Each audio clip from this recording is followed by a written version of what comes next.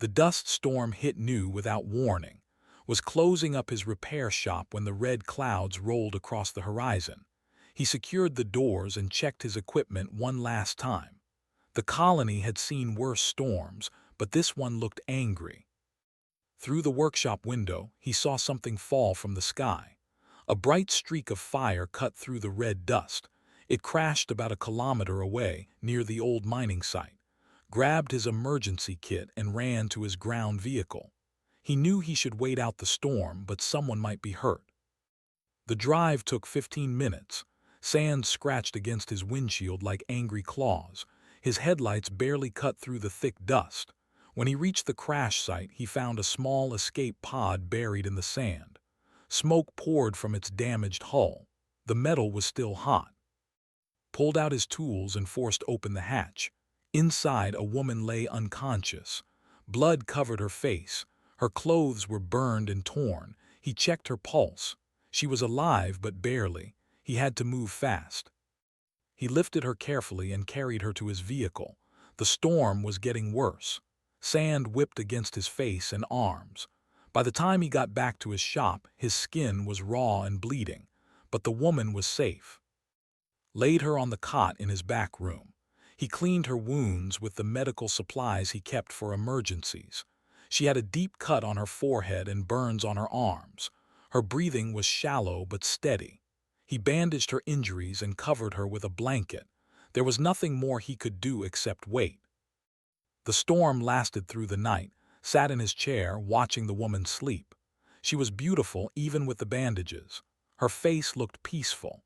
He wondered who she was and where she came from. Her clothes were strange, made from material he had never seen before. Expensive, probably. When morning came, the woman opened her eyes. They were dark and sharp, like she could see right through him. She tried to sit up but winced in pain. "Easy," said. He helped her lean against the wall. "You were in a crash, you're safe now." The woman looked around the room. Confusion crossed her face. "Where am I?" "New, it's a mining colony. I found your escape pod last night." He offered her a cup of water. "Do you remember what happened?"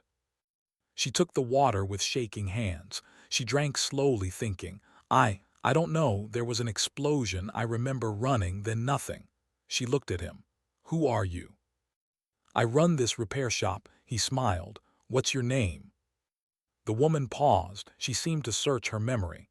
"My name is," she said it like she was not completely sure. "Okay, you're hurt pretty bad. You need rest. I can take you to the Colony Medical Center tomorrow if you want." Shook her head quickly. "No, no doctors, please." Fear flashed in her eyes. Studied her, she was hiding something. But he had learned not to ask too many questions. People came to the outer colonies for all kinds of reasons. Most wanted to be left alone. "All right," he said. "You can stay here until you feel better. I have a spare room upstairs. It's not much, but it's safe." Looked at him with surprise. "Why would you help me? You don't know anything about me." Shrugged. "You needed help, that's enough." He stood up.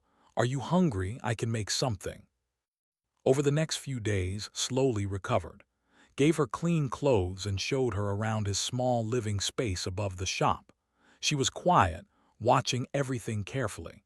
She asked few questions but listened to everything he said. On the third day, the colony administrator came to visit. Dong was a serious man who did not trust outsiders. He stood in the shop doorway with his arms crossed. "I heard you pulled someone from a crash," Dong said. "Where is she?" Came down the stairs. She met Dong's stare without fear. "I'm here." "We don't get many visitors to New," Dong said. "Especially not in escape pods. What's your business here?"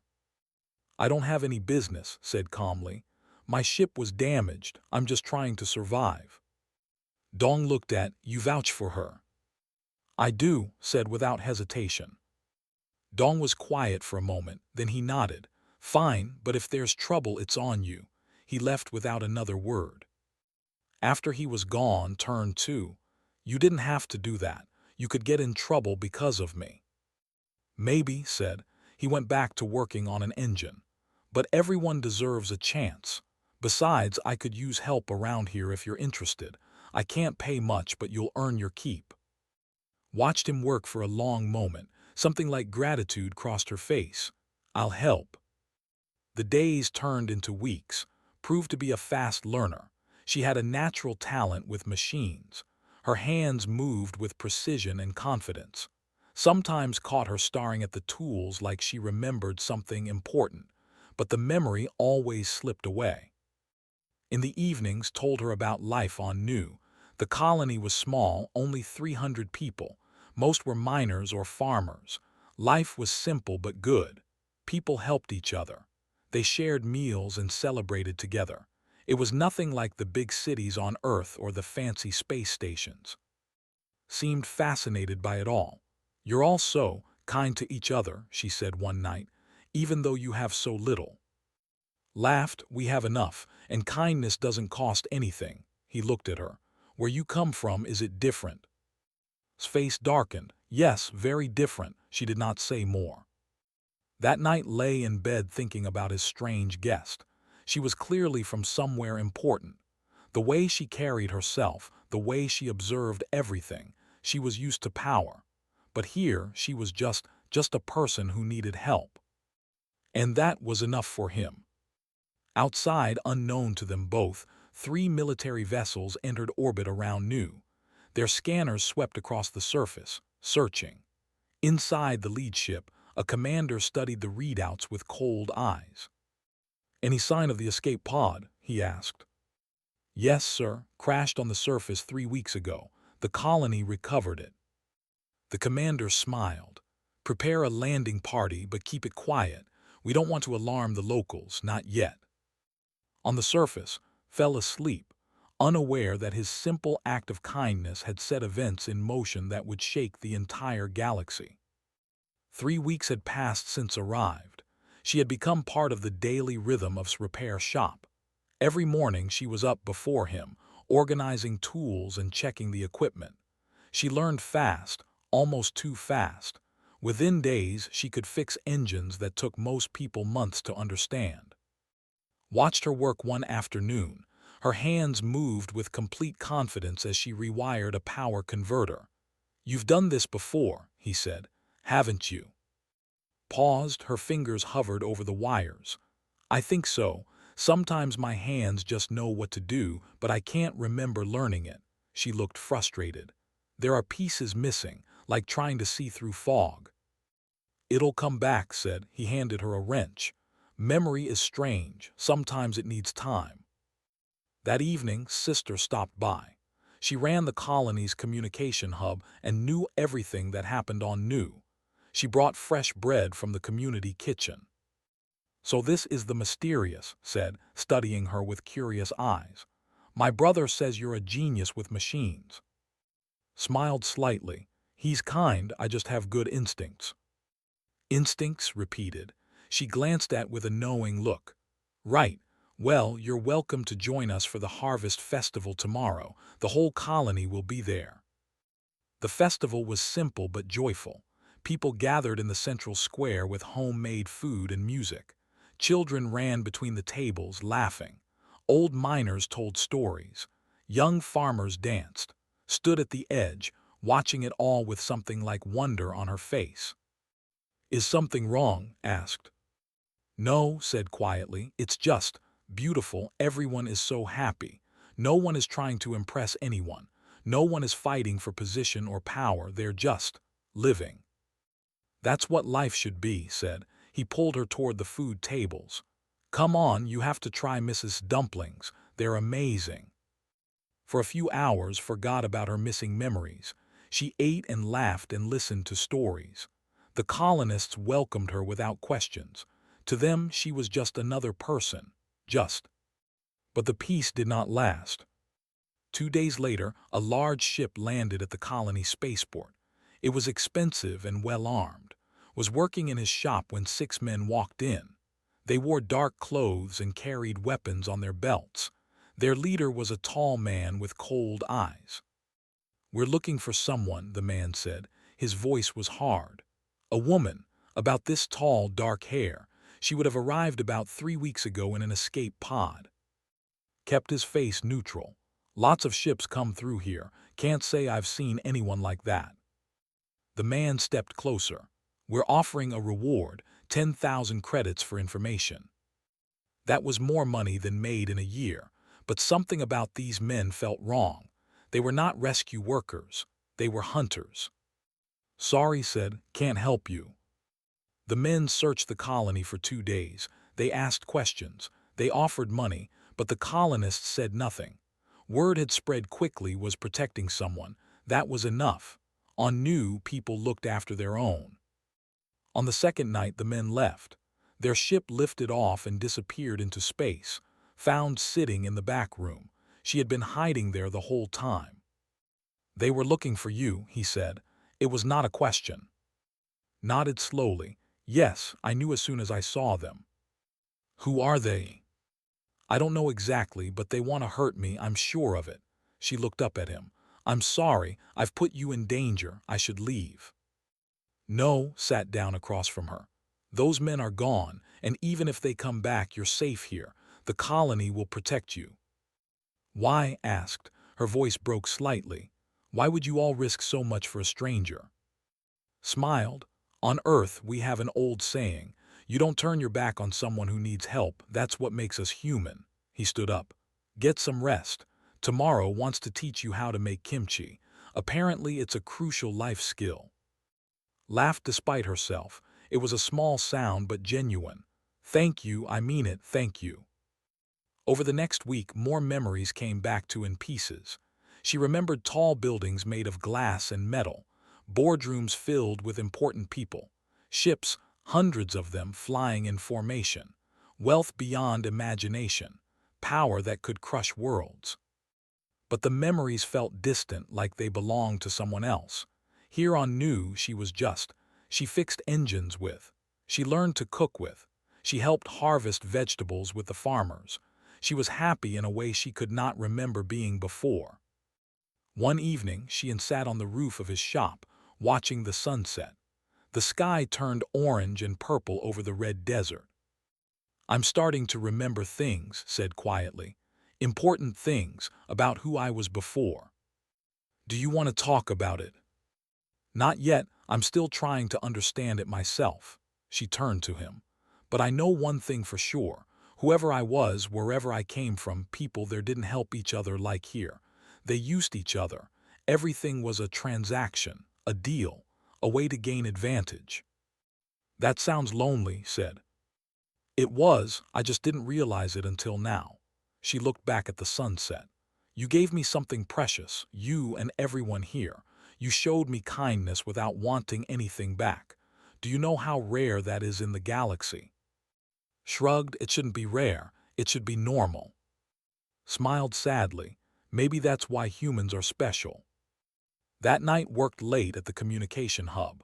She was running routine maintenance when she noticed something strange. Encrypted signals were bouncing through the colony's relay, very high-level encryption, military grade. She ran a trace. The signals were coming from a ship in high orbit, a ship that had been there for 3 days, hidden behind a moon. Its blood ran cold.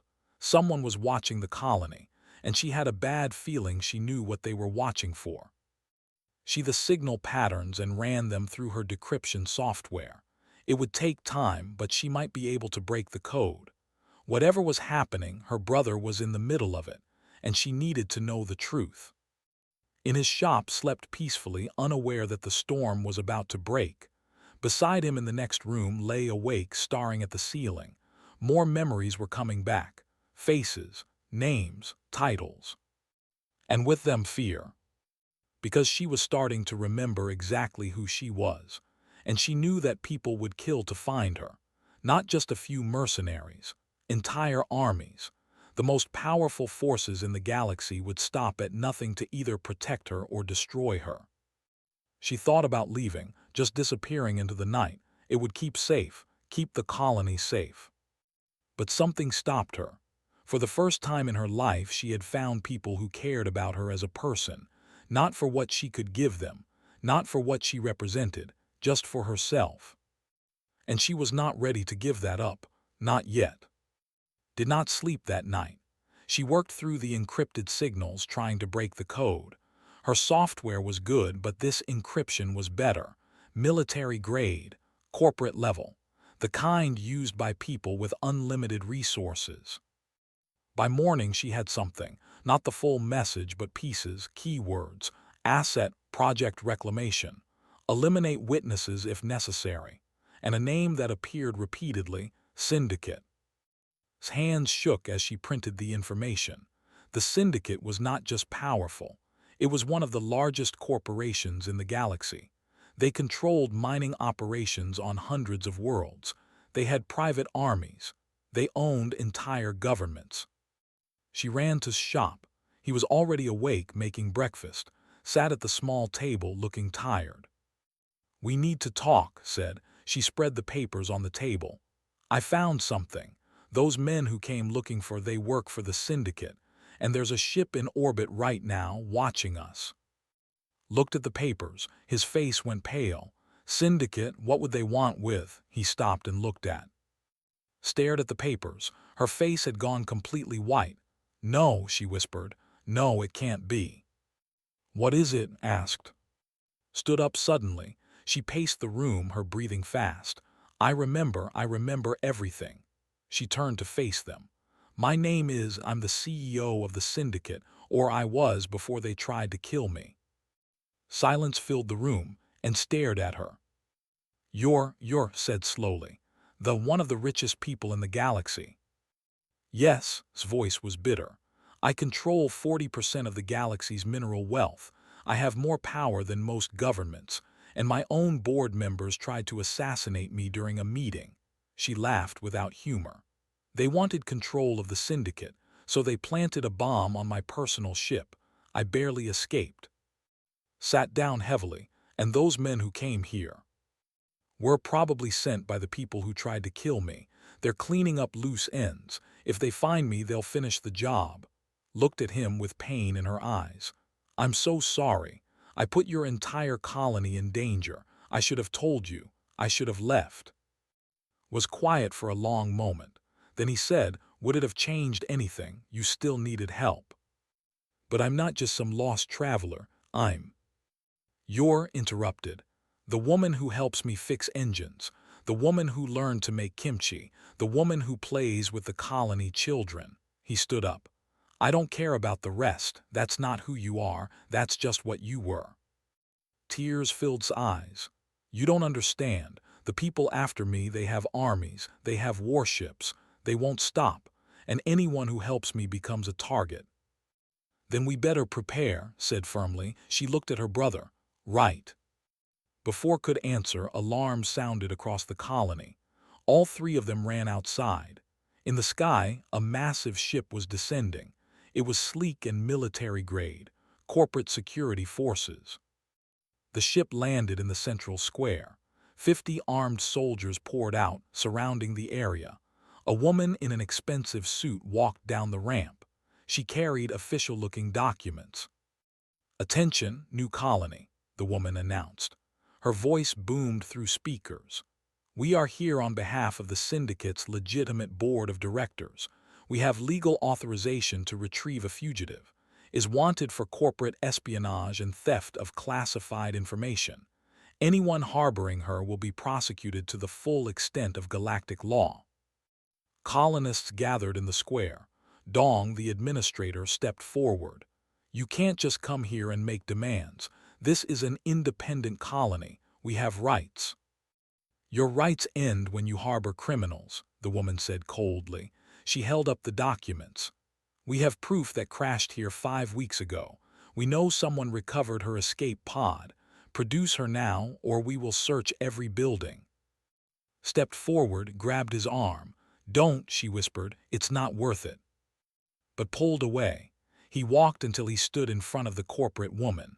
"What proof do you have that she's a criminal? Real proof, not just words." The woman smiled coldly. "Who are you?"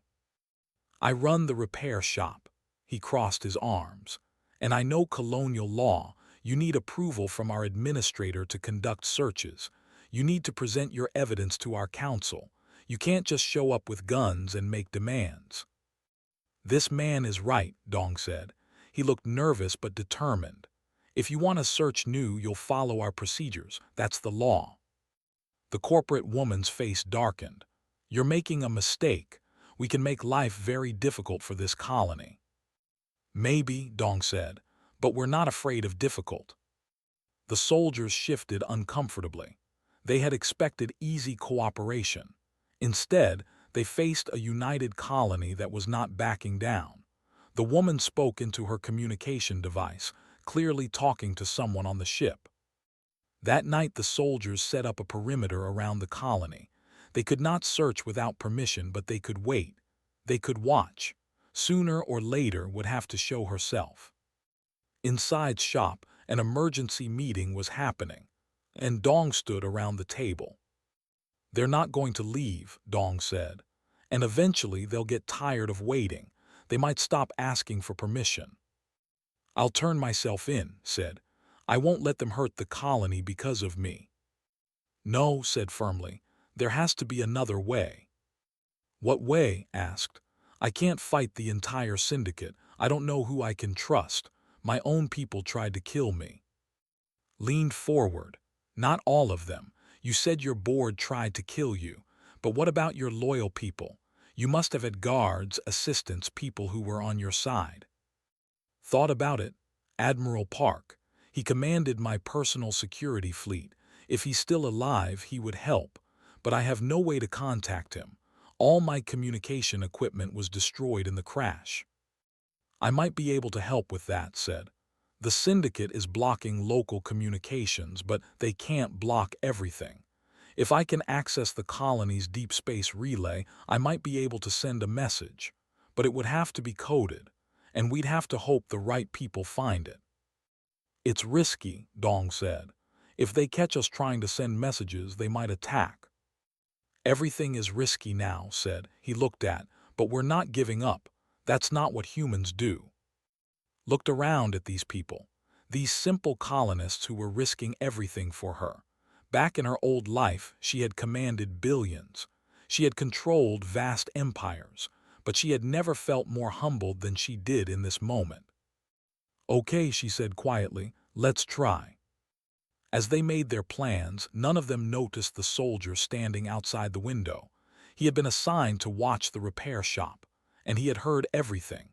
He spoke quietly into his communicator, reporting what he had learned. On the corporate ship, the board's representative smiled. Let them make their plans. Let them try to call for help. It did not matter. By the time any help arrived, this would all be over. She gave the order. At dawn, they would stop asking. They would take by force, and anyone who got in the way would be eliminated. The colony had one night to prepare for war. Dawn came too quickly, had not slept. He and a group of colonists had spent the night preparing. They gathered every tool, every piece of equipment that could be used as a weapon, mining lasers, heavy construction equipment, even old farming machines. It was not much against trained soldiers, but it was something. Had tried to leave 3 times during the night. Each time stopped her. "This is my choice," she said. "I can end this. They want me, not you." "And what happens to you when you surrender?" asked. "They tried to kill you once. They'll do it again." "At least the colony will be safe." "Will it?" shook his head. "You think they'll just leave after taking you? They'll want to make sure no one talks. No witnesses. They'll destroy the whole colony just to keep their secrets." Knew he was right, but the thought of these people fighting for her, dying for her, was unbearable. In her old life, people were resources, tools to be used, but here they were friends, family, and she was learning that caring about people meant feeling their pain. Burst into the shop just as the sun rose. "I got a message out," she said, breathing hard. "I don't know if it reached anyone, but I tried." "What did you send?" asked. "Everything, your location. What happened? The names of the board members who betrayed you. I sent it to every frequency I could access. Someone out there might hear it." Outside, engines roared. The corporate soldiers were moving into position. Their leader's voice echoed across the colony. "This is your final warning. produce within the next hour, or we will take her by force. Anyone who resists will be considered hostile. Dong stood in the square with most of the colony behind him. This is an independent settlement. We don't take orders from corporations. If you want to take one of our people, you'll have to go through all of us. The corporate leader laughed. You think you can fight us? We have 50 trained soldiers. You have farmers and miners. Stand down or you'll all die. That's when stepped forward with 30 colonists behind him. They carried their makeshift weapons. They looked scared but determined. You're wrong about us, said. His voice carried across the square. You think we're weak because we're simple, because we don't have fancy weapons or expensive ships, but you don't understand what makes humans dangerous. He walked closer to the soldiers. We're dangerous because we don't quit, because when you corner us, when you threaten our friends, we fight back with everything we have. You can have better weapons, better training. It won't matter, because we're not fighting for money or power. We're fighting for each other. The corporate leader's smile faded. Last chance, step aside. No, said simply. The leader raised her hand to give the attack order, but before she could speak, something huge blocked out the sun. Everyone looked up. A massive warship hung in the sky above them. It was 10 times larger than the corporate vessel.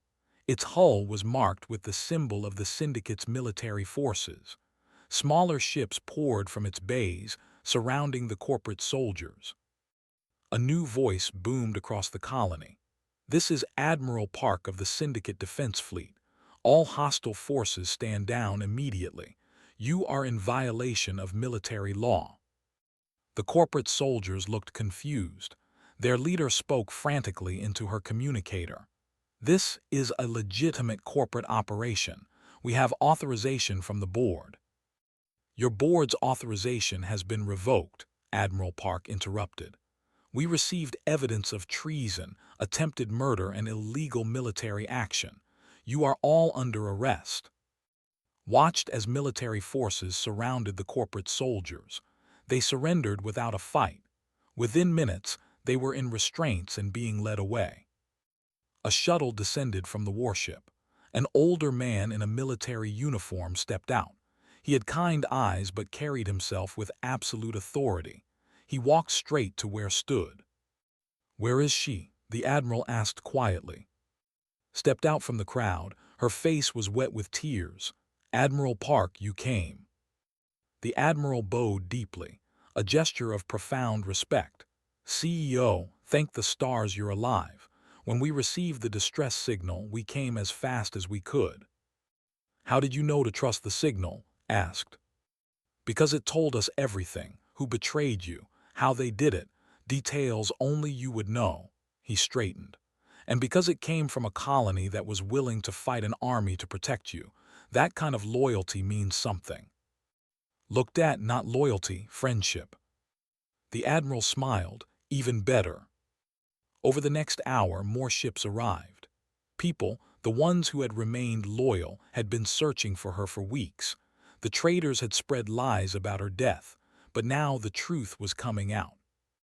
3 board members were arrested. Vice chairman, who had led the conspiracy, was found trying to flee in a private ship. He was brought before in restraints. You should have died in that explosion, said bitterly. Everything would have been clean, simple. Why? Asked. Why did you do this? Because you're weak, spat. All your talk about worker rights, fair wages, sharing profits. You were destroying everything we built. The syndicate should be about power and profit, not kindness. And that's why you failed, said quietly. Because you don't understand that real power comes from people who choose to follow you, not people you force to obey. She turned to Admiral Park. Take them away. They'll face trial under galactic law. As the prisoners were led away, the corporate leader, the woman who had threatened the colony, turned back to, You're making a mistake. Show mercy now and others will try the same thing. You need to be ruthless. Considered this. In her old life, maybe she would have agreed. Execute them all as a warning. But that was before she spent weeks living as a normal person. before she learned what it meant to be part of a real community. No, said, I'm going to give them a fair trial. Let the law decide their fate. That's what civilized people do. The woman laughed bitterly. Civilized, the humans have made you soft. No, said with a small smile, they made me human. That evening, as military forces established order and prepared for departure, stood with on the roof of his shop, the same place they had watched the sunset weeks ago, but everything had changed. You saved my life, said, multiple times. You would have done the same for me, replied. No, the old me wouldn't have. I would have calculated the risk, weighed the benefits, probably decided it wasn't worth it. She looked at him. But you didn't think like that. You just helped because it was right. That's what friends do. Smiled, friends, yes, I've learned a lot about that word here. They stood in comfortable silence for a while. Below, the colony was celebrating. The threat was gone. They had won, not through superior weapons or tactics, but through courage and unity. What happens now? Asked. Now I go back, said. I have a galaxy to fix. A lot of damage was done. People need to know the truth. She paused. But I'm not going back as the same person who left. I'm going to change things, really change them. How? I'm going to show the galaxy what I learned here, that treating people with dignity and respect isn't weakness, it's strength. She looked at him. I want you to come with me, be my advisor, help me make these changes. Smiled but shook his head. That's not my world. I belong here with my shop and my sister in this dusty little colony. I thought you'd say that, said. She did not sound disappointed, just understanding. But you'll still be my friend. Always promised. In the darkness, neither of them noticed Admiral Park watching from below. He smiled. The CEO had found something more valuable than all the wealth in the galaxy. She had found herself. 3 months later, the galaxy was still talking about what happened on New. The trial of Vice Chairman and his co-conspirators had been broadcast across every major system. The evidence was overwhelming. Attempted murder, treason, illegal use of corporate military forces. All 3 board members received life sentences in maximum security prisons. But that was not what people were talking about. They were talking about herself. The CEO had returned to power, but she was different. Her first act was to announce sweeping reforms across the entire syndicate. Worker rights were expanded. Profit-sharing programs were established. Exploitative mining practices were banned. Health care and education were guaranteed to all employees. The galaxy's elite were shocked. They called emergency meetings. They whispered that had lost her mind. Some said the humans had corrupted her thinking. Others claimed she was weak and would destroy the syndicate. Did not care what they said. She stood in her office on the syndicate's main space station, looking out at the stars. The office was massive, with real wood furniture and art worth more than most planets, but she barely noticed the luxury anymore. After living in simple room above his shop, all this felt hollow. Admiral Park entered with his daily report. The reforms are going well. Worker satisfaction is up 30%. Productivity is actually increasing, not decreasing like the analysts predicted. Of course it is, said. Happy workers work harder, that's not complicated. The other corporations are not happy. They say you're setting a dangerous precedent, making them look bad. Smiled, good, maybe they'll follow our example. And if they don't, then they'll fall behind. The galaxy is changing, Admiral. People are tired of being treated like tools. They want dignity, respect, fair treatment. She turned to face him. We're going to show them it's possible, that profit and kindness are not opposites. Admiral Park nodded. He had served for 20 years.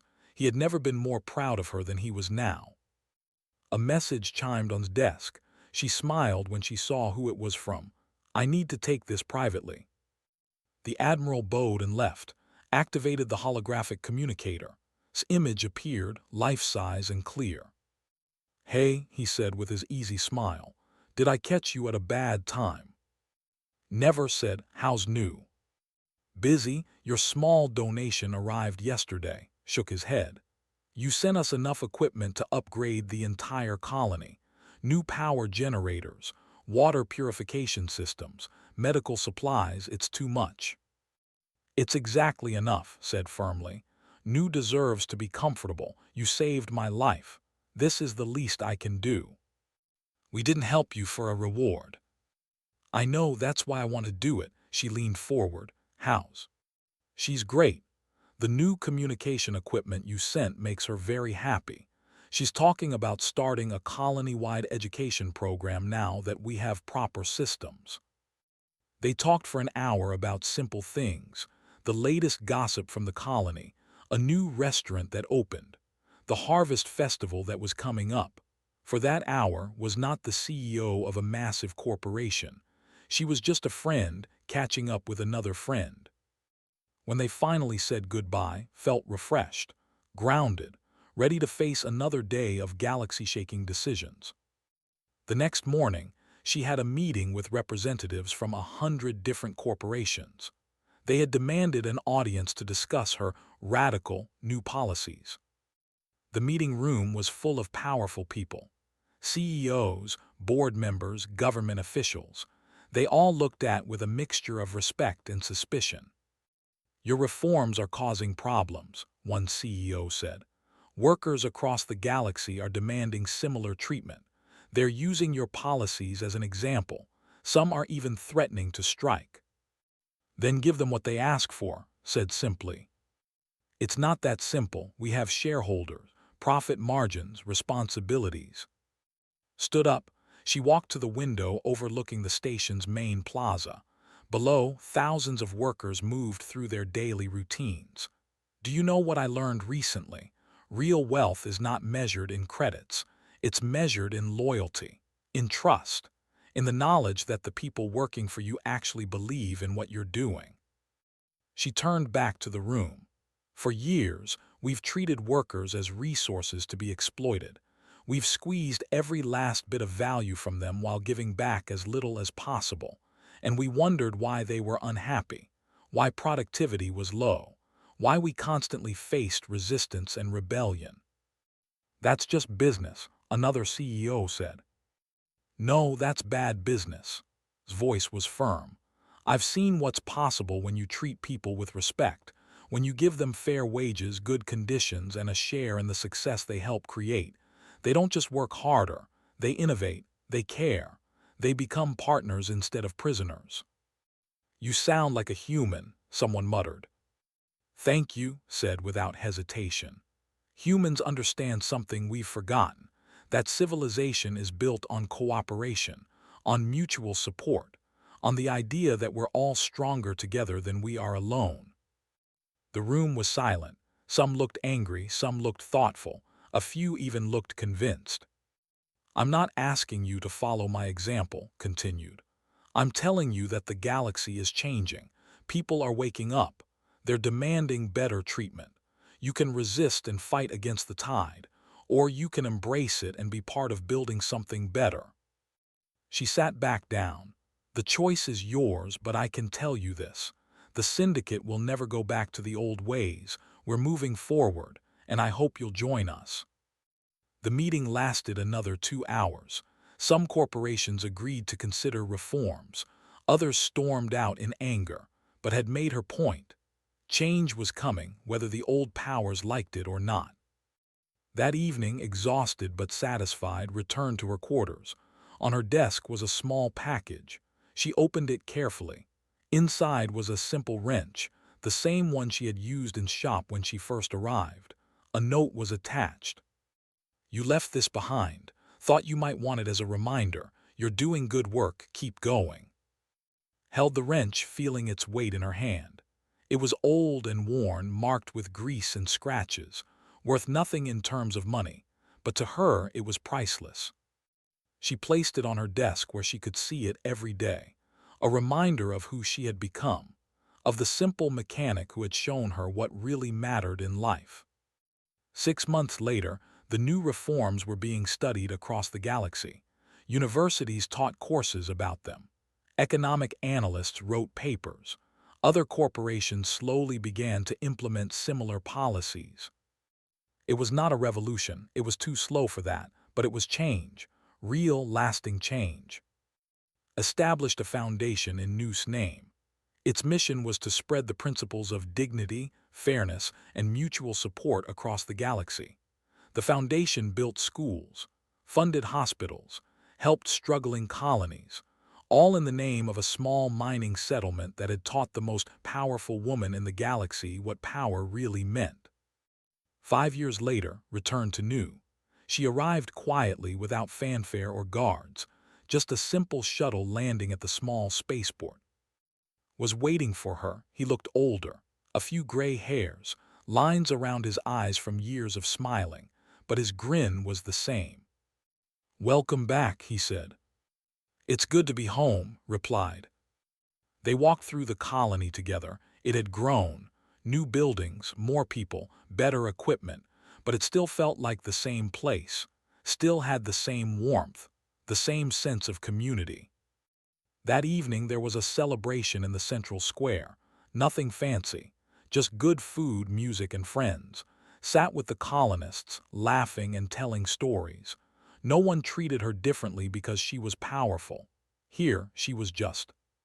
As the night grew late and people began to leave, and sat alone on a bench, watching the stars. "Do you ever regret it?" asked, "turning down my offer to work with you?" "Never," said. "My life is here. This is where I belong." "And you were right to stay," said. "Because this place, these people, they changed everything. Not just for me, for the whole galaxy. And it started with a simple mechanic who saw someone in trouble and decided to help." Smiled. "You would have done the same." "Maybe now I would," admitted. "But not before. You taught me that, you and everyone here. You taught me what it means to be truly human." They sat in comfortable silence, two friends under an alien sky. One was the most powerful woman in the galaxy. The other was a simple mechanic. But in that moment they were equal, just two people who had found something precious in each other's company. Years from now, historians would write about the Great Reform, about how transformed galactic economics and changed the way billions of beings lived. They would analyze her policies and study her methods. But they would miss the real story, the simple truth that started it all. That on a dusty colony world, a man helped a stranger because it was the right thing to do. And that small act of kindness changed the galaxy forever. Because that's what humanity brings to the universe. Not superior weapons or advanced technology. Just a simple, revolutionary idea that everyone deserves dignity. That kindness is not weakness. That sometimes the most powerful thing you can do is help someone who needs it, expecting nothing in return. And sometimes, just sometimes, that simple act of humanity can shake the foundations of empires and reshape the destiny of stars.